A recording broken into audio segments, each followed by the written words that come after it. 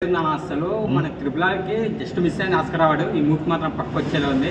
So వేరే level ఉంది. అసలు సినిమా మాత్రం ప్రభాస్ అనే క్యారెక్టర్, ఎలివేషన్ సీన్స్, గ్రాఫిక్స్ మాత్రం అసలు తోపు ఉంది. ఒక్కొక్క సీన్ చూస్తుంటే గూస్ బంప్స్ వస్తున్నాయి థియేటర్ లో. మాత్రం వేరే లెవెల్ అనిపించింది. అసలు వన్ మ్యాన్ షో అని చెప్పొచ్చు. ప్రభాస్ క్యారెక్టర్ మాత్రం వేరే లెవెల్ తోపు ఉంది. అసలు ప్రభాస్ యాక్టింగ్ ఎలా ఉంది? ప్రభాస్ యాక్టింగ్ ఇచ్చి వాడేసిన ఒక్కొక్క సీన్ మాత్రం ఉజ్జి క్యారెక్టర్ మాత్రం వేరే లెవెల్ ఉంది.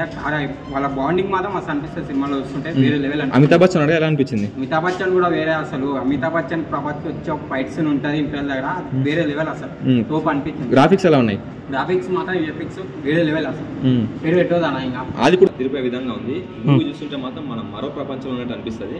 అసలు ఆ మూవీలో ప్రభాస్ ఎంట్రీస్ చూస్తే మాత్రం ప్రతి ఒక్కరికి గూస్ బంప్స్ వస్తాయి కదా. కానీ ఈ మూవీ మాత్రం ప్రతి ఒక్కరు చూడాలి.